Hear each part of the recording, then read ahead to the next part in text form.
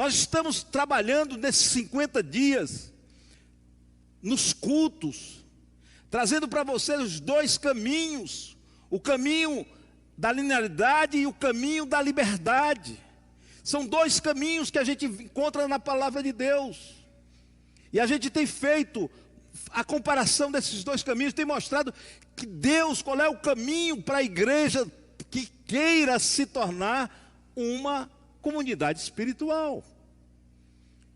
E eu preguei há uns 3 domingos atrás, depois o pastor Ismael, depois o pastor Isaías, e no domingo passado o pastor Edevaldo.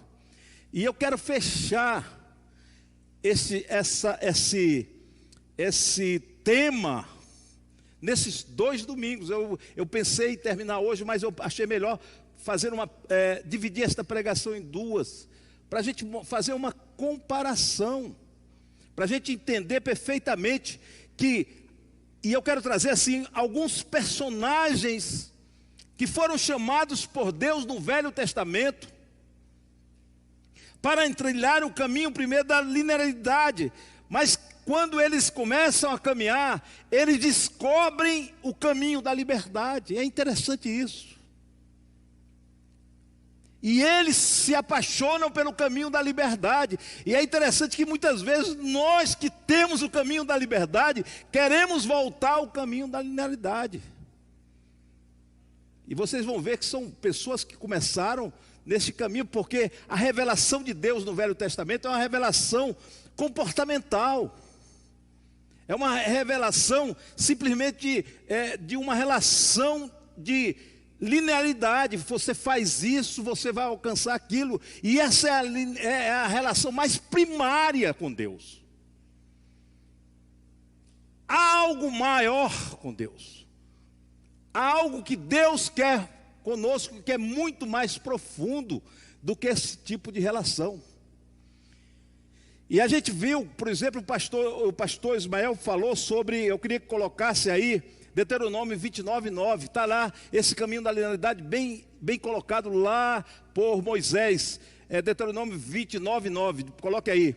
Sigam fielmente os termos desta aliança, para que vocês prosperem em tudo o que fizerem. Esse é o caminho mais primário, mais infantil. É caminho para criança.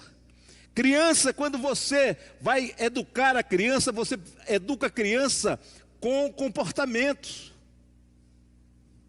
Você ensina hábitos. Instala hábitos no coração daquela criança. Quando a criança vai desenvolvendo e vai atingindo a idade madura, ela é capaz de fazer reflexão e tomar suas decisões. Ela é capaz de ter consciência, é assim que acontece. Então, quando nós entramos somente nesse caminho da linearidade, sigam fielmente os termos desta aliança, ou seja, tenho aqui uma receita para você seguir, e vocês vão seguir e vão encontrar prosperidade, vão encontrar bênção na sua vida, vão encontrar libertação, vão encontrar qualquer outra coisa, qualquer outro benefício para você. Esse é muito rasteiro, esse caminho. É muito raso na relação com Deus. É muito raso, irmãos. Uma igreja que vive nessa linearidade é uma igreja que não amadurece. É uma igreja que fica estagnada, parada. E vive nessa troca. E se torna até uma comunidade que nós falamos de consumo. Eu vim buscar a minha bênção. Eu estou aqui porque preciso de uma libertação. Eu estou aqui porque Deus pode me curar. Eu estou aqui porque Deus vai resolver aquele problema. E aí, essa espiritualidade, ela fica flutuando. E não há constância. E o convite do profeta para cada um de nós, irmãos, é que conheçamos a Deus e prossigamos em conhecer o Senhor. E se aprofundar no Senhor. Esse caminho não é um caminho errado, não. Mas é um caminho ultrapassado. É como se você, me ajude aí, pessoal jovem. É como você tinha aquele telefone, eu tenho 2 telefones meio pequenininhos, celular.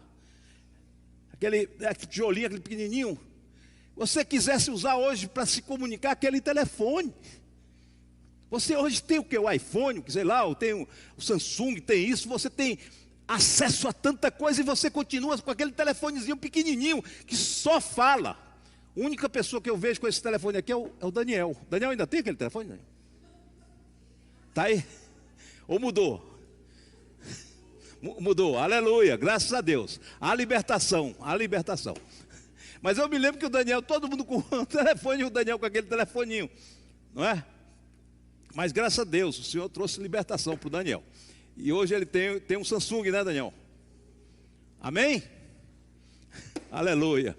Mas olha só, é isso, não é que esteja errado, mas na relação com Deus, é como se você chegasse com esse telefone pequenininho e fosse se relacionar com Deus, e Deus diz assim: peraí, cara, eu vou te dar um Samsung A35, A1220, sei lá, há tanto A na vida aí, e te dá, você tem acesso a isso, você tem acesso àquilo, tem aquilo outro, aplicativo aqui, aplicativo lá, Deus está abrindo um mundo para você, e você continua com aquele telefonezinho ali. Está entendendo? O caminho não é errado. O problema é que Deus quer mais conosco. Deus quer mais profundidade conosco. Deus quer mais relacionamento conosco. Deus quer se revelar mais ao nosso coração. Deus colocou o seu Espírito em nossa vida. E para o Espírito Santo não há limites na nossa vida, irmãos. A revelação de Deus no nosso coração. E a gente fica naquele caminhozinho ainda. Deu para entender? Eu não estou dizendo que é errado. Orar não é errado, pelo contrário. O problema do caminho não é a oração, não é vir à igreja, não é estar aqui. O problema é o que você coloca no seu desejo, para alcançar o seu desejo. Ah, eu vou à igreja. Tem pessoas que têm um sentimento de culpa. Eu já vi pessoas dizendo assim para mim: pastor, eu bati com o carro na segunda-feira, porque domingo eu não fui à igreja. Meu Deus do céu, você bateu com o carro porque é um barbeiro, meu irmão. Não é porque você não foi para a igreja. Entendeu? Então é isso, tem pessoas que ficam nesse caminhozinho. E é interessante que muitas vezes a igreja, nós como querendo ser comunidade espiritual, continuamos neste caminho. Queremos insistir nesse caminho. E você vai ver aqui durante hoje e domingo que vem, eu vou falar sobre 4 personagens bíblicos do Velho Testamento que descobriram, porque Deus deu para o povo esse primeiro caminho, e ele foi valendo até Jesus Cristo. Por isso que foi um embate com Jesus, com os fariseus, porque os fariseus não conseguiam entender o novo caminho, não conseguiram. E eles queriam manter aquele velho caminho. Isso foi o problema também na igreja no seu início, porque tinha muitos judeus que queriam manter o velho caminho, e Paulo disse não. E não sei se foi o pastor Isaías ou foi o pastor Edevaldo que falou sobre Gálatas, não foi? Foi você, Isaías? Gálatas. Alguém falou sobre Gálatas aqui, e Paulo diz assim: vocês são insensatos. Como é que vocês ainda querem? Deus está mostrando um novo e vivo caminho, algo especial para vocês, a graça, a fé, e vocês continuam querendo o velho caminho. Vocês são insensatos. Vocês começaram bem, mas não estão continuando bem. Entenderam o que eu estou falando, irmãos?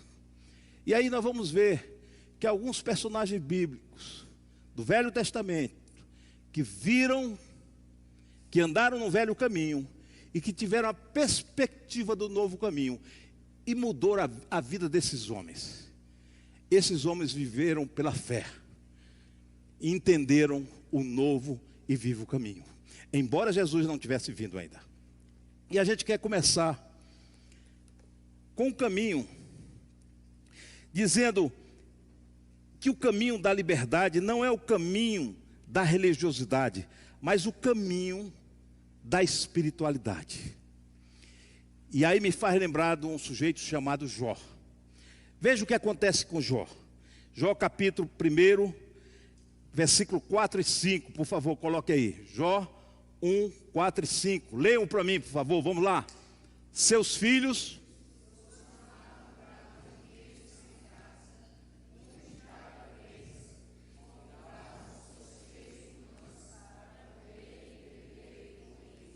Cinco.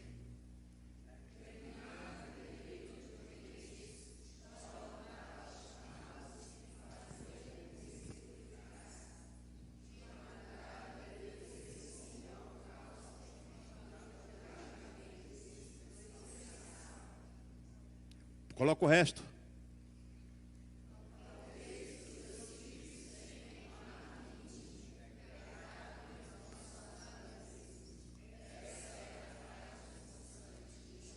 Era uma prática constante de Jó. Ele fazia sempre assim, era a religiosidade dele, era a maneira dele lidar com Deus, o relacionamento, e não estava errado, a relação com Deus não estava errado.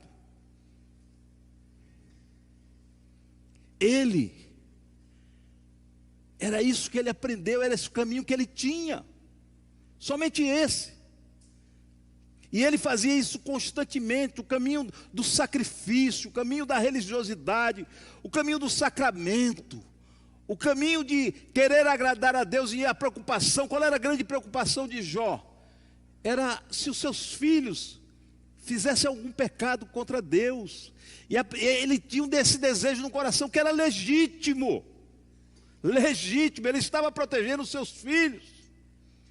E o que ele faz? Ele faz sacrifício. É a palavra de Deus que era a prática constante de Jó. Não foi um sacrifício que ele fez. Isso fazia parte do métier religioso dele. E assim nós somos. Mas este Jó depois passa por uma experiência, não vou falar da vida de Jó, porque todos nós conhecemos, uma experiência terrível na vida dele, uma tragédia na vida dele, onde ele vai perdendo essa concepção de religiosidade e vai começando a conhecer a Deus. E é uma luta. Ele é abandonado, ele é condenado pelos seus amigos, ele é quase que a sua mulher manda que ele morra e amaldiçoe o seu Deus, porque para você não tem mais jeito. Mas neste processo todo que nós vemos, este Jó que vai crescendo na fé, ao ponto de dizer: eu sei que meu Redentor vive e por fim se levantará sobre a terra. Ele vai aprendendo, ele vai conhecendo vai conhecendo a Deus. E olha o que acontece quando ele chega no capítulo 42, o versículo 5 e 6. Olha o que acontece, olha o que Jó diz: meus ouvidos já tinham ouvido a teu respeito, eu fiz muito sacrifício, porque este era o caminho que eu tinha. Mas depois que eu passei por tudo isso, eu aprendi que tem um novo caminho. E o que ele diz? Mas agora os meus olhos te viram. Aleluia. Bote o versículo 6. Por isso menosprezo a mim mesmo e me arrependo no pó e na cinza. Jó diz assim: agora encontrei outro caminho, eu vejo Deus na minha vida. Deus se revelou na minha vida. Não é que ele via Deus, mas é que Deus se revelou na vida dele, irmãos. E a gente tem que andar, o novo caminho é esse caminho que a gente não olha pelo sacrifício, mas a gente anda pela visão espiritual de Jesus Cristo. Veja o que diz Hebreus capítulo 1 e 2, coloca aí por favor, Hebreus 1 e 2. Olha o que diz a palavra de Deus em Hebreus 1 e 2, o escritor. Ele diz assim, Hebreus 12, 1 e 2, desculpe, foi mal. 12, portanto também nós, uma vez que estamos rodeados por tão grande nuvem de testemunhas, olha que continue, livremos-nos de tudo que nos atrapalha e do pecado que nos envolve e corramos com perseverança, a corrida que nos é proposta, O que é que o escritor está dizendo aqui? Há uma corrida, há um caminho, há uma trajetória, há uma direção a ser seguida. E ele diz: esse caminho é proposto por Deus. Mas como eu vou correr este caminho? Eu vou correr através do velho caminho, através do sacrifício, tentando agradar a Deus de alguma forma? Não! Como é que ele diz? Coloque aí, por favor. Tendo os olhos fitos em Jesus, autor e consumador da nossa fé. Aleluia! Jó conseguiu ver a Deus. Você consegue ver a Jesus na sua vida? Você consegue ver Jesus na sua caminhada? Ou você faz apenas sacrifícios litúrgicos, sacrifícios religiosos, fazer coisa certa para ver se Deus traz alguma coisa para você? Ou você anda olhando para Jesus, autor e consumador da sua fé? Esse é o caminho, esse é o lado.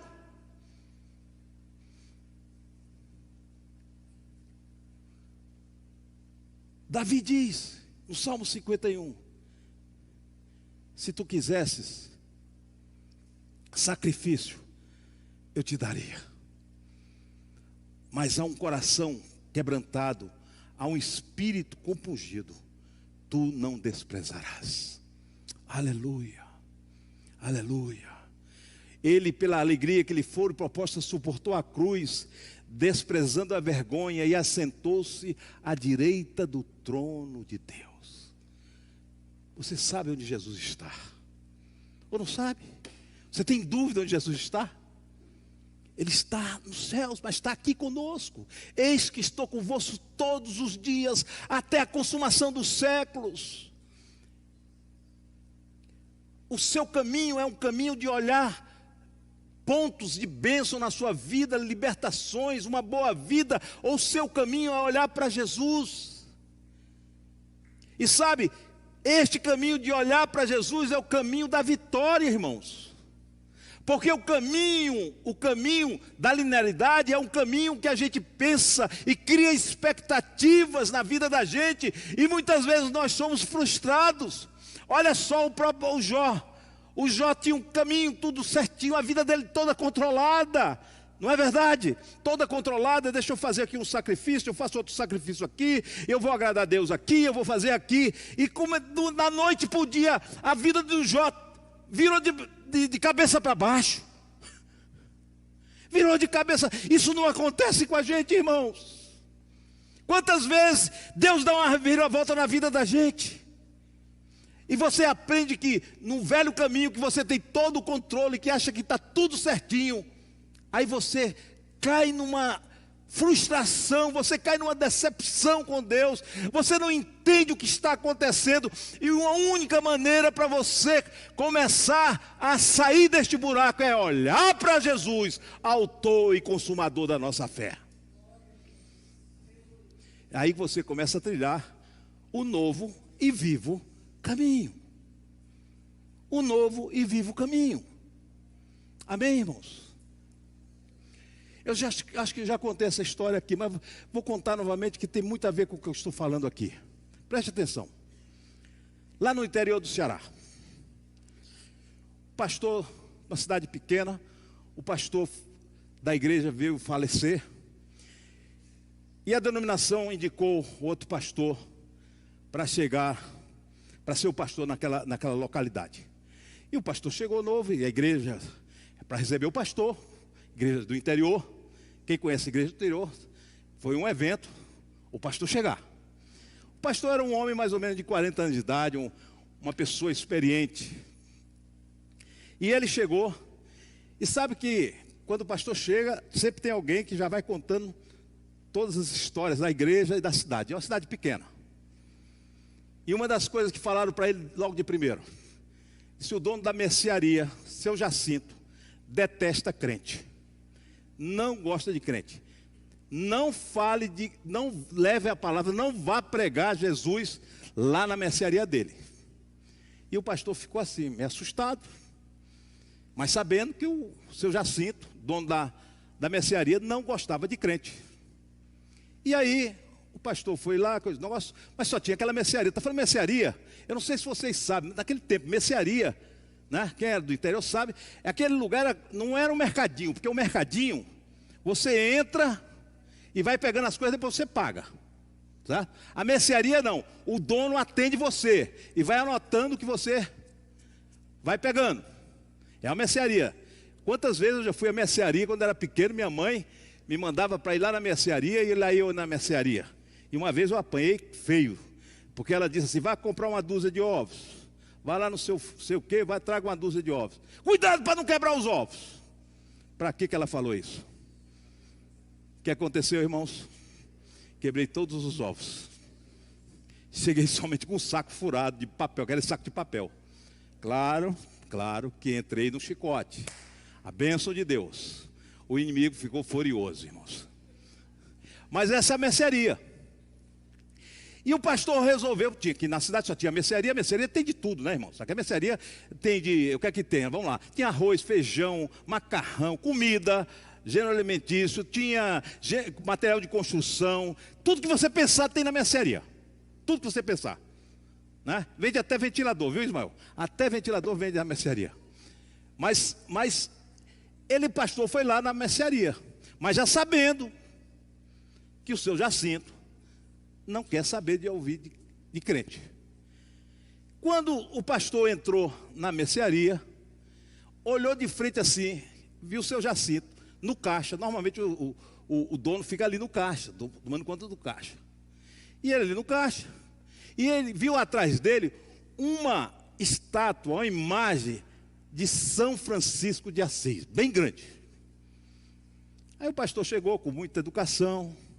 Claro que o seu Jacinto já sabia quem era, porque o pastor foi novidade, uma pessoa nova na cidade. E o seu Jacinto já sabia que era o pastor. E o seu Jacinto ficou ali com aquela cara, sabe, trancada, olhando para o pastor, esperando que o pastor falasse alguma coisa. E o pastor chegou e pediu: eu quero isso, quero aquilo outro, quero aquele nosso todo. E o seu Jacinto só anotando. Aí o pastor chegou, depois que pediu tudo, o pastor disse assim: seu Jacinto, eu vejo que o senhor é um homem religioso. O seu Jacinto olhou para ele, a sobrancelha cresceu, olhou assim, já pensando o que é que vem depois. Aí o pastor disse: este é São Francisco de Assis, não é verdade? Se é o meu protetor. Aí o pastor disse assim: o senhor conhece a história de São Francisco de Assis? Ele olhou e disse: não conheço não. O senhor me permite contar a história do São Francisco de Assis? Ora, no interior contar história e ouvir história é uma coisa muito boa, não é verdade? Sempre tem uma história. Quem anda no interior, na calçada, alguém está contando história, está ouvindo. Melhor do que contar história é ouvir uma história. E aí o pastor começou, disse: olha, este Francisco, ele era filho de um homem muito rico na cidade de Assis. É por isso que é Francisco de Assis. Na cidade de Assis, na Itália. Ele era muito rico e um dia ele lutou pela cidade. E quando ele voltou, ele olhou que havia muitas pessoas pobres. E ele viu a diferença social entre aquelas pessoas quase mendigando, pedindo pão, e a vida nababesca que ele levava na casa, na riqueza, porque o pai dele era um dos mais ricos da cidade.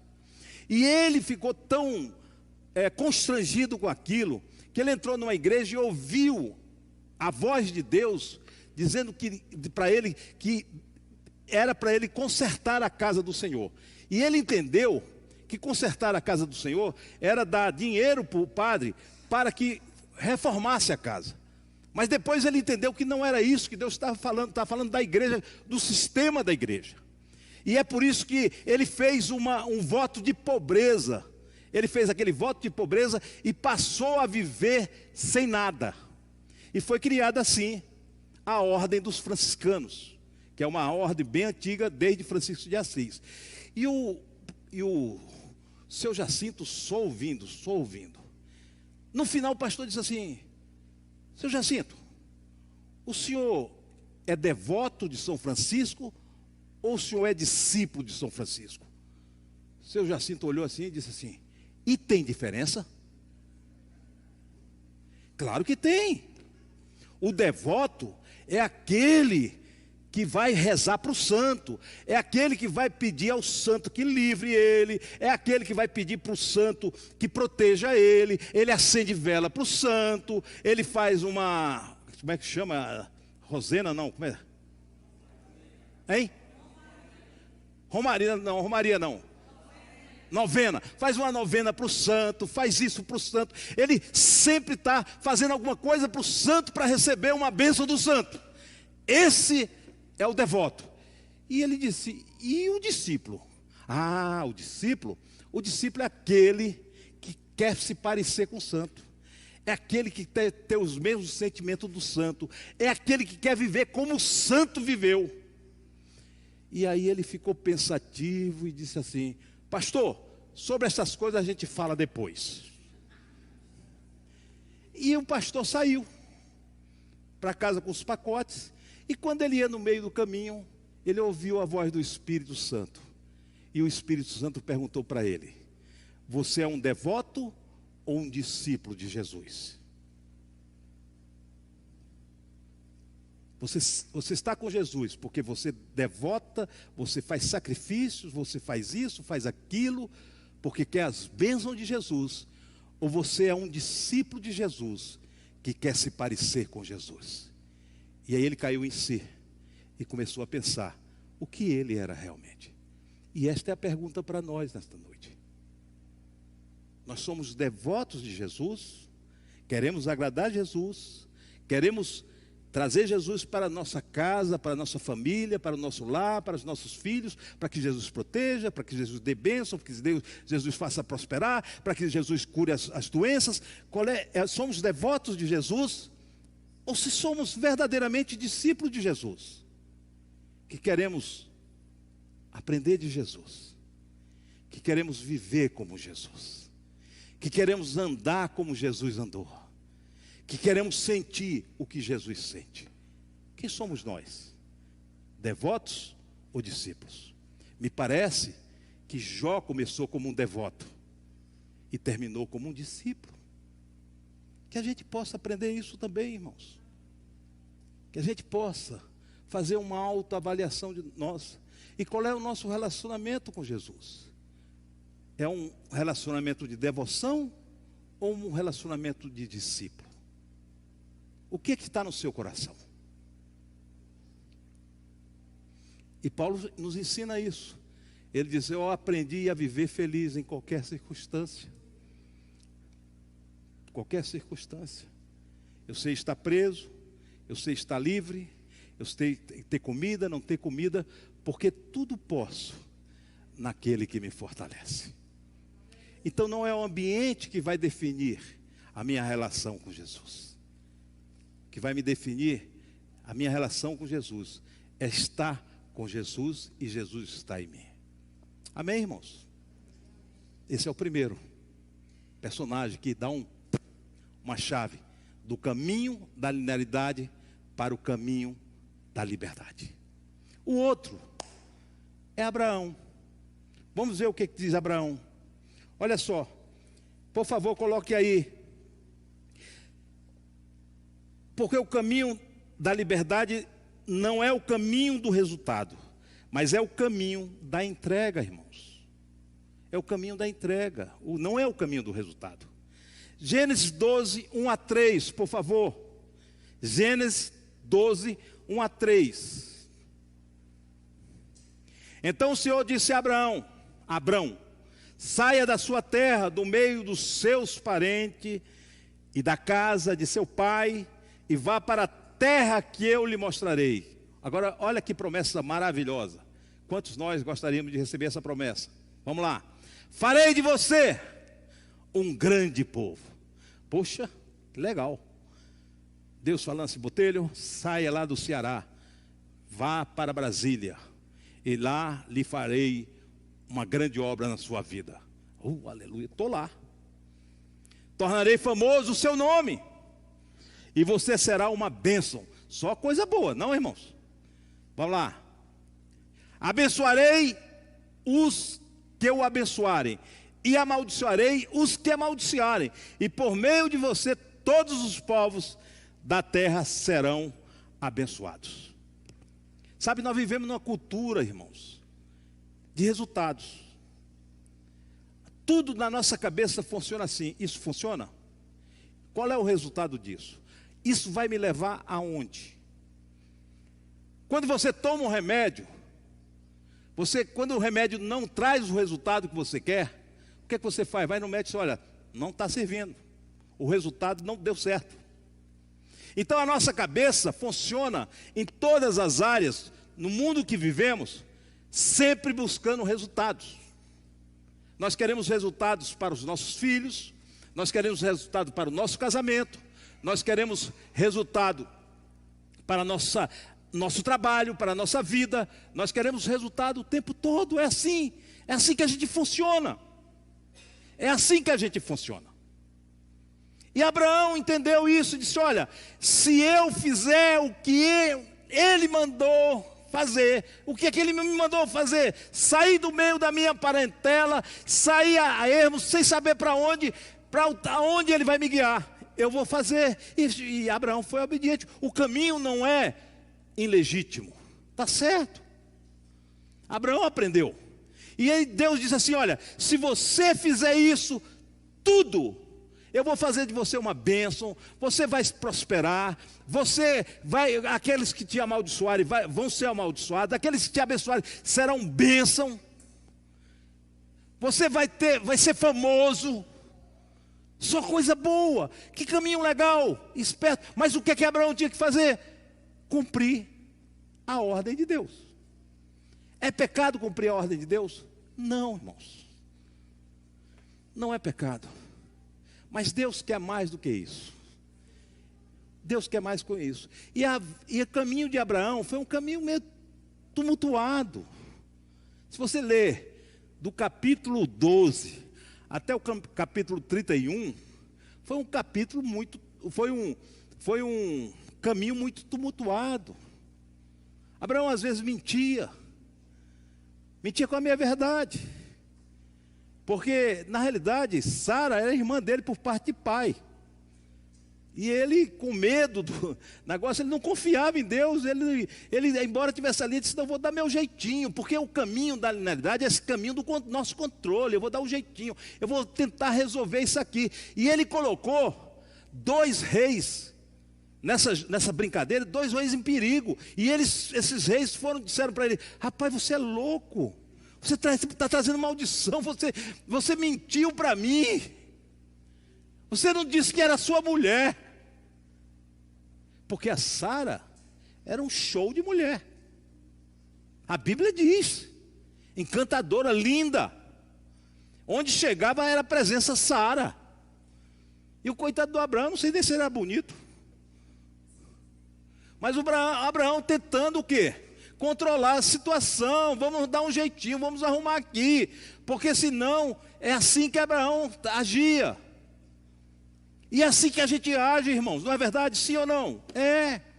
A gente no caminho quer quando dá um jeitinho, a gente vai na palavra de Deus e até encontra textos, né?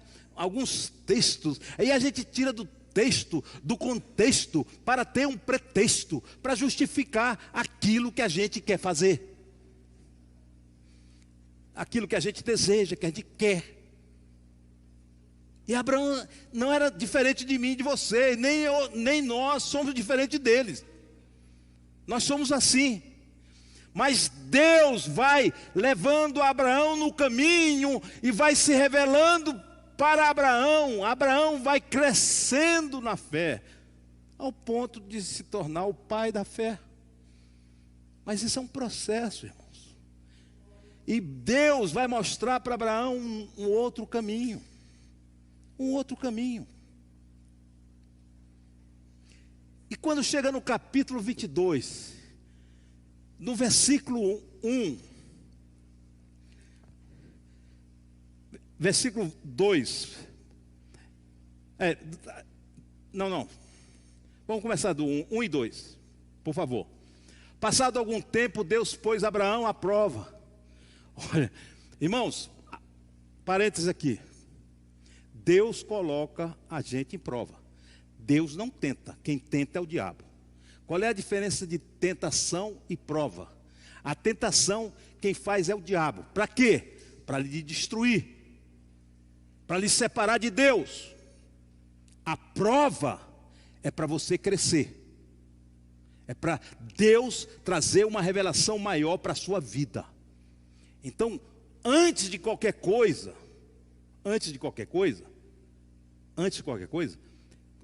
não rechace a prova de Deus. Porque quando você passa pela prova, você cresce na fé e cresce espiritualmente. Na tentação, você e o diabo são glorificados. Na prova, é Deus que sai glorificado. É Deus que cuida da gente. É Deus que é fiel à nossa vida. Então, quando você estiver na prova, diz assim: Senhor, estou aqui. Oh, Senhor, vamos juntos, Senhor. Ainda que eu ande pelo vale da sombra da morte, Tu estás comigo, Senhor. Vamos juntos nessa prova. Aleluia. Você pode glorificar o Senhor? Aleluia. Deus pôs Abraão à prova, dizendo: Abraão, ele respondeu: eis-me aqui. Então disse: essa noite deve ter sido terrível para Abraão. Esse pedido, eu acho que Deus não pediu para Sara, porque Sara não ia topar, mas pediu a Abraão: tome seu filho, seu único filho, Isaque, a quem você ama, e vá para a região de Moriá e sacrifique-o ali como holocausto, num dos montes que ele indicarei.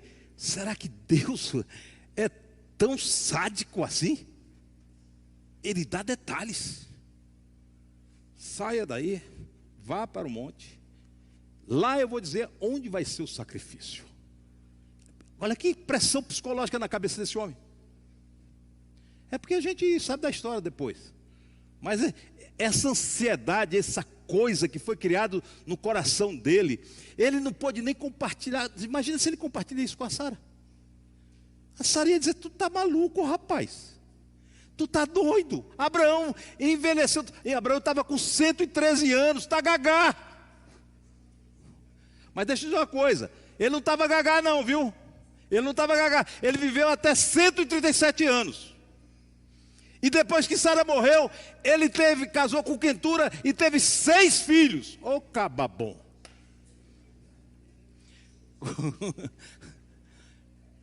Entendeu? Então ele não estava gagá.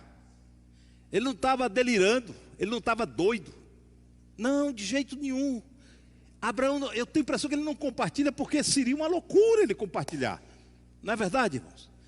E Deus falou para ele: faça isso. E o que acontece? No outro dia, pela manhã, cedo, não houve assim: Deus, será isso que mesmo está pedindo? Eu vou ficar em casa, vou passar esse dia em casa, para ver se Deus fala novamente. A gente não faz assim. Não, será que é Deus mesmo? Quando é bênção, a gente rapidamente, aleluia. Mas quando vem a prova, a gente diz: não, Senhor, eu vou ver se é Deus mesmo que está nisso. E assim Abraão foi. E Abraão chega lá e vai sacrificar o filho. E olha o que diz Gênesis, capítulo 22, 12. Versículo 12. Depois de todo o processo, a gente conhece a história. Não toque no rapaz, disse o anjo. Quem estava ali, esse anjo é o anjo do Senhor. Quando a Bíblia se refere anjo do Senhor, é Jesus Cristo, irmãos. É Jesus que está ali. Entendeu? É Jesus que está ali. Não é um anjo, não é um serafim, não é um querubim, é o próprio Jesus Cristo que está falando.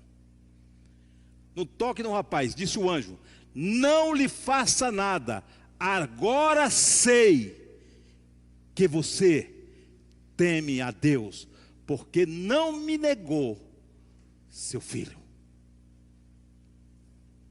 O que Abraão aprendeu? Abraão aprendeu, irmãos, que a relação com Deus amadurece não pelo que nós recebemos, mas pelo que nós entregamos a Deus. Deu para entender isso?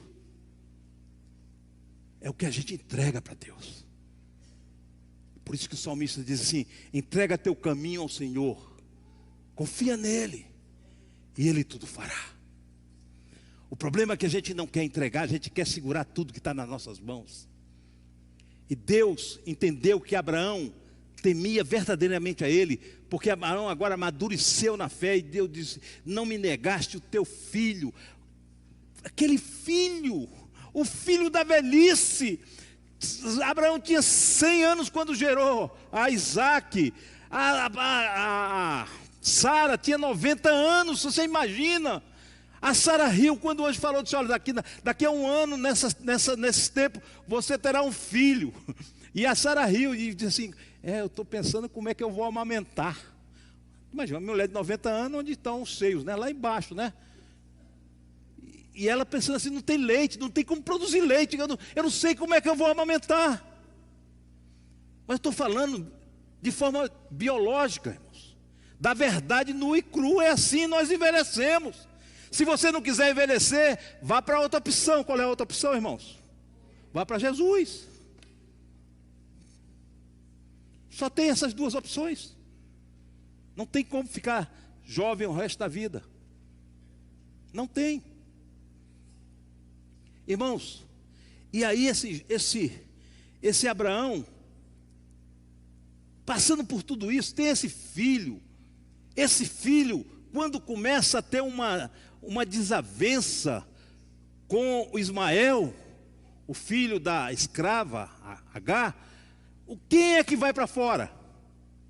Quem é banido dentro de casa? Esse Isaac era o reizinho, irmão.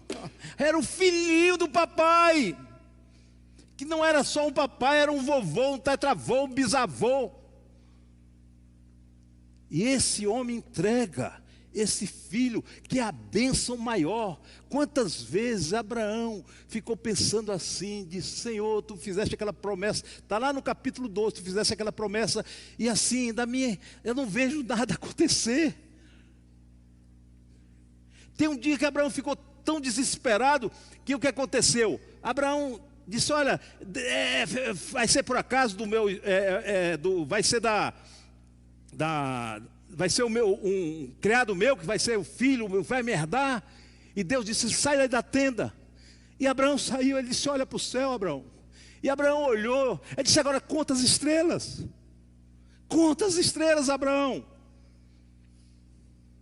E Abraão começou a contar e não parou de contar, porque não tinha como contar. E Deus disse: olha, assim será a tua descendência, Abraão. Mas Abraão não via as coisas acontecendo. E ele via pelo contrário, a Bíblia diz que ele via o contrário, a fé dele era contra a natureza. Porque ele envelhecia cada dia mais e Sara envelhecia. Porque quando eles tinham 36 anos e 46, ainda dava, e foi lá, e daqui a pouco chegou 70, aí chegou 75, chegou 85, e Sara com 65, e o tempo vai passando e nada de acontecer. Imagina essa expectativa desse homem. Eu estou tentando criar na sua cabeça para você ver a situação que Abraão passou. E aí Abraão, com 100 anos, Sara com 90, gera esse filho. E esse menino começa a crescer dentro de casa. Criança, amamentou, cresce, brinca. Uma criança passou pela escola, o Ministério Kids, lá da igreja. Foi lá crescendo. Depois foi para os adolescentes, estava nos adolescentes já, da igreja. Aí chega Deus e diz assim: Abraão, notícia para você, Abraão. Abraão podia ter dito assim: que noite de doido. Mas Abraão não.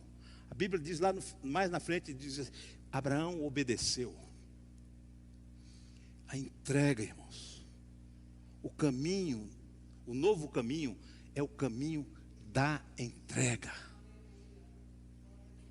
Não é o caminho do sucesso, não é o caminho da vitória, não é o caminho das bênçãos, mas a entrega. E quando você se entrega a Deus, quando você se coloca a Deus, entrega a Deus, Deus te abençoa. Mas não é a bênção que você procura, é a entrega que você faz. Conta a história que tinha uma loja de joias, e um certo homem passava nessa loja e viu uma pérola muito bonita, mas muito bonita. E ele ficou assim namorando com aquela pérola, desejando aquela pérola. Um dia ele teve coragem e entrou na loja. Ele entrou na loja e sabe aquela pessoa que, quando a gente entra na loja, a gente quer disfarçar, né? Aí ele foi para um lado, não é assim que a gente faz para o outro, a gente quer, tem uma coisa que a gente quer ali, né? Mas a gente não vai direto nela.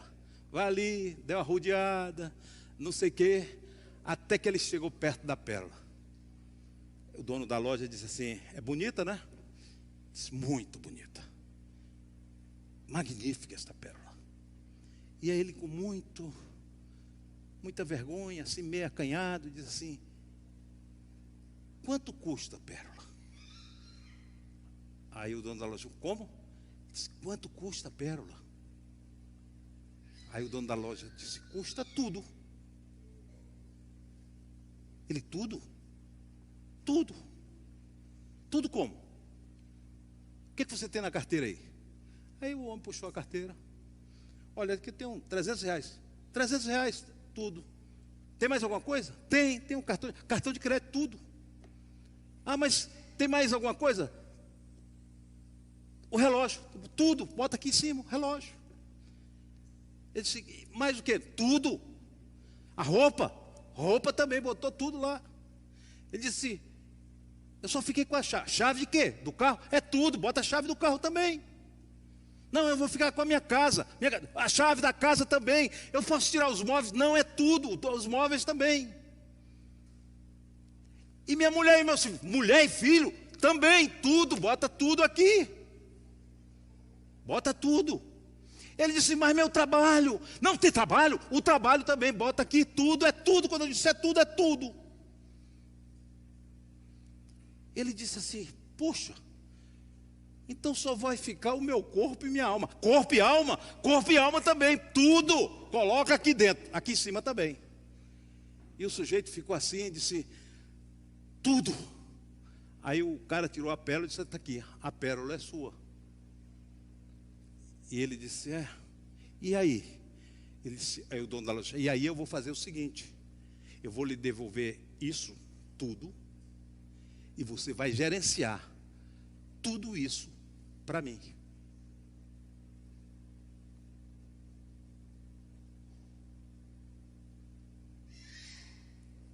E essa é a relação com Deus. O reino de Deus, Jesus disse que é como uma magnífica pérola. E quem encontra essa pérola, vai lá e vende tudo o que tem para adquirir essa pérola. O que Deus quer da minha vida e da sua vida é tudo. Deu para entender isso? É tudo. Agora Deus não vai tirar tudo de você para que você não fique sem nada. Mas Ele diz assim, tudo é meu. Agora eu te coloco nas tuas mãos para que você administre, gerencie tudo para a minha glória. Dá para entender isso, irmãos? É isso que está simbolicamente aqui em Abraão. Porque Isaac, com certeza para Abraão, era tudo. O que é que você tem aí que continua nas suas mãos? E Deus está dizendo, é tudo. Coloque tudo. Coloque tudo na mesa. Coloque tudo no altar.